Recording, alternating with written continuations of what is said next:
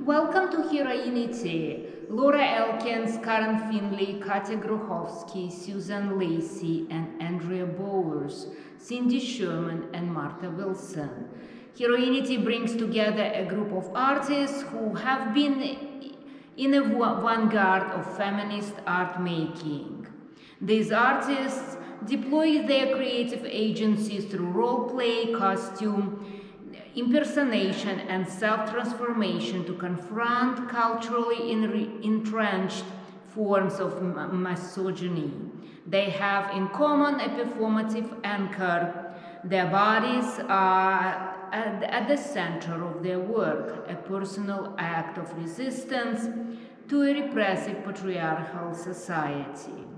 We are very happy to open this exhibition with a work by Cindy Sherman, an exceptional piece untitled 566 2016, in which the artist poses with exaggerated makeup and clothing meant to evoke the silent feelings of the 1920s, a deep dive into a semiotics of feminist style.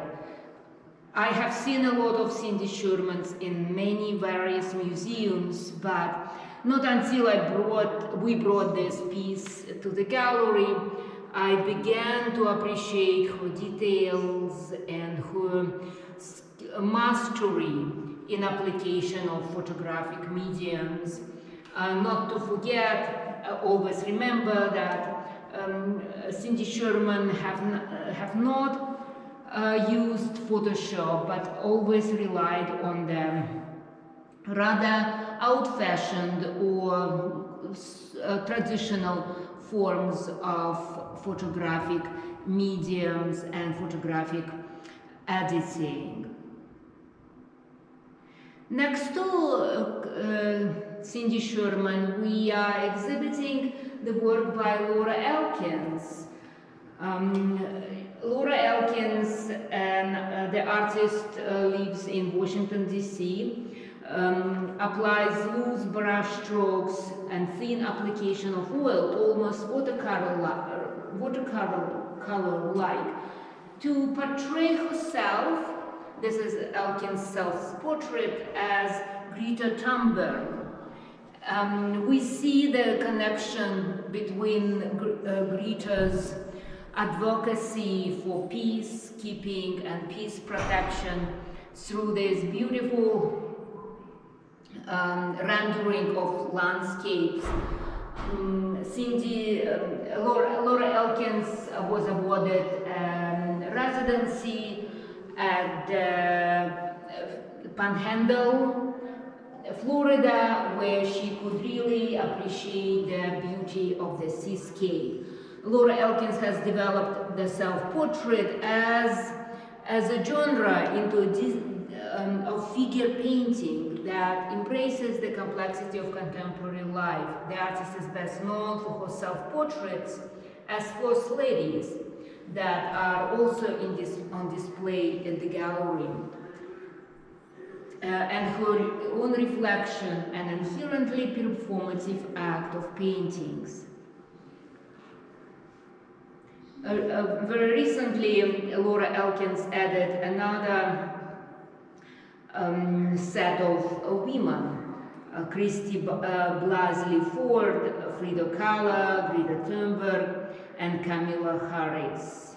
Through these self-portraits, as Elkins explores hot-button topics such as global warming, social justice, handguns, and abuse of power.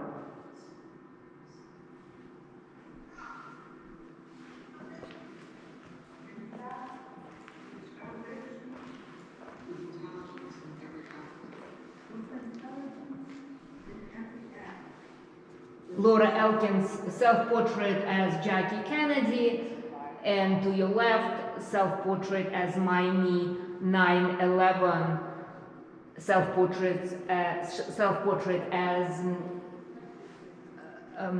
Hillary Clinton.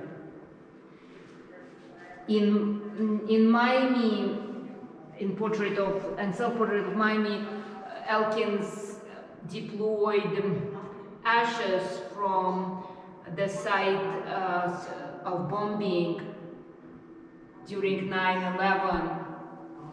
We see the rough texture on her painting. Elkins responded to the title of this exhibition. What is heroinity? How do you even pronounce it? Have you noticed that heroine and heroin sound the same? Is that a coincidence? I looked it up, the drug heroin as a trademark chosen because it means powerful. Until I learned that, I wanted to issue the term heroine. Although, why not hero for women? Literally, why not?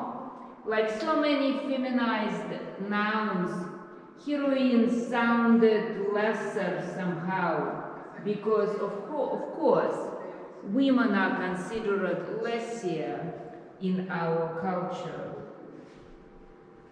But now I see power in it, and the more I read about heroine, the more I see myself as a heroine. The root meaning is protector.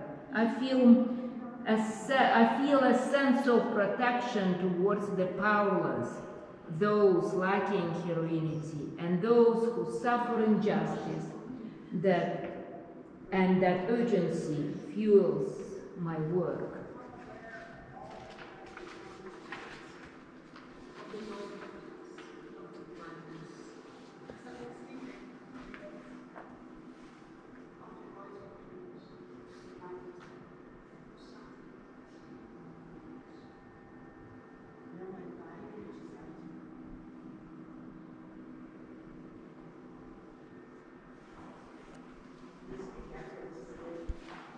Our next artist who we are very excited to present is Karen Finley. Karen Finley is famous for her being part as the NEA four artists. She has been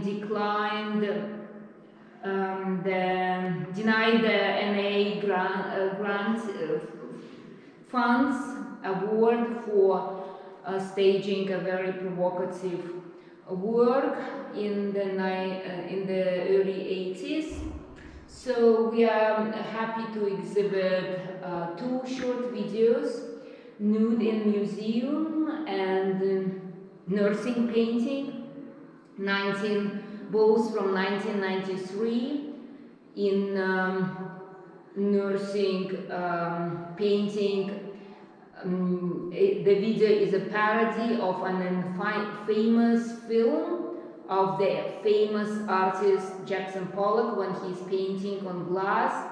The film heralds Pollock's position in art history of being neutral, an artist genius, by documenting his intentional dripping of paint while bending over the canvas on the floor. Here Finley shows the absurdity and disrupts the male genius's statue by showing her body as art with the disciplined training of an artist with intentional dripping.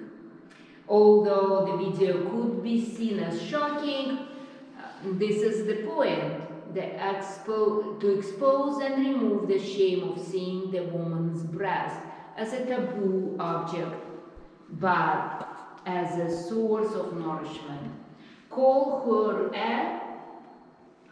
this is a series of drawings, a recent poem by Karen Finley as part of her book Grabbing Pussy. Grabbing Pussy is 33 drawings.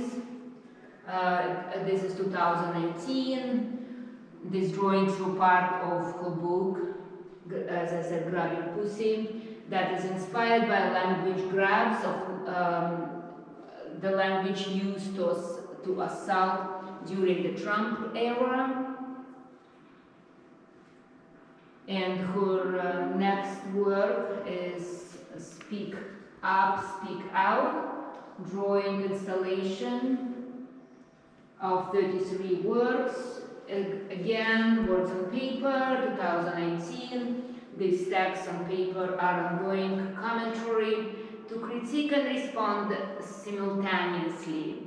The strategy of painting over an image creates an action of a repurposing of an occupation, a graffiti method of spontaneous takeover.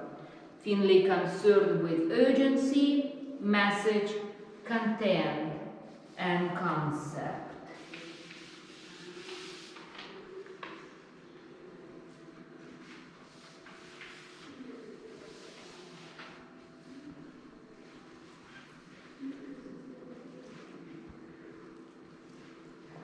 On view also an array of works by Martha Wilson. We were so excited to work with PPOW Gallery and present a selection of work from Wilson dating from 2014 as early as 1974. New wrinkles on the subject and beauty is in the eye. Wilson reveals her ongoing concern with the pressures put on women in our society.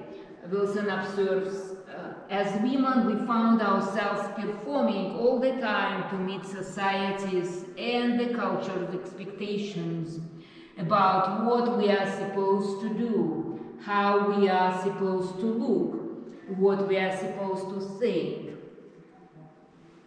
In a portfolio of models, 1974, a set of 6 black and white photos, Wilson dressed up and showed herself in the roles of goddess, housewife, working girl, professional, Earth Mother, and lesbian. These are the models society holds out to me, she wrote in their accompanying typewritten note, adding, at one time or another I have tried all on for size and none has fit. These typewritten notes are very delightful to read, and we are really excited to present this early body work that are quite similar to the early photographs of Cindy Sherman, Untitled Black and White Images.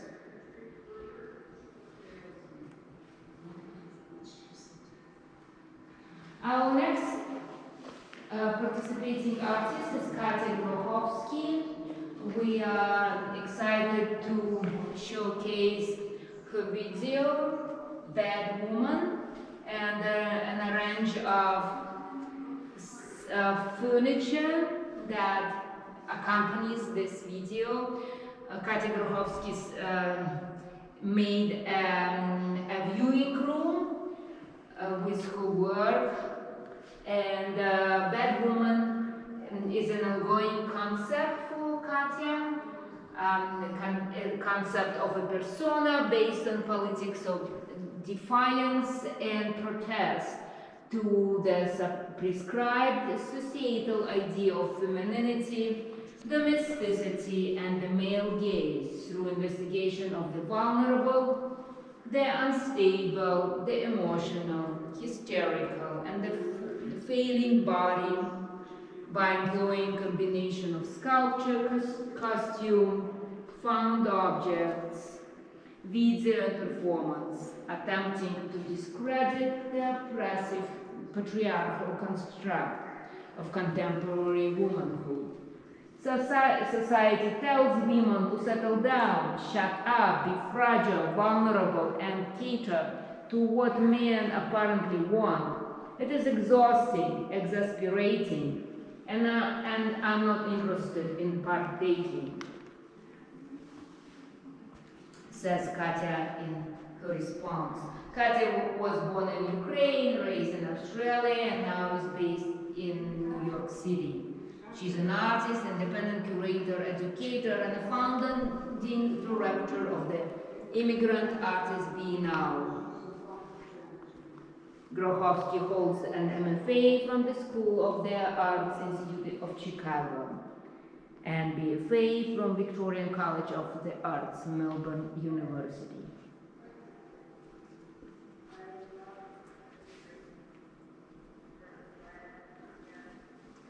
And our last and very delightful contribution is from Susan Lacy and Andrea Bowers. We are excited to premiere a very recent film, Mid-COVID, collaboration between Lacy and Bowen, titled This Earth, What She Is to Me. An amazing group of 16 artists reading This Earth, the poem by eco-feminist poet Susan Griffin from her 1978 book, Woman and Nature, the Roaring Inside Her. This video was made for Creative Art for Earth, a partnership between Judy Chicago, Jane Fonda, Hans Ulrich Obrist, and the Serpentine Galleries. The artist Susan Lacy, who came of age among the 1970s feminists, and her friend, artist activist Andrea Bowes, collaborated in this delightful work. It's really moving for me to see these women reciting line by line this extraordinary moving poem. It's just been a joy to exhibit this powerful work and being exposed and reminded once again about Susan Griffin's poetry.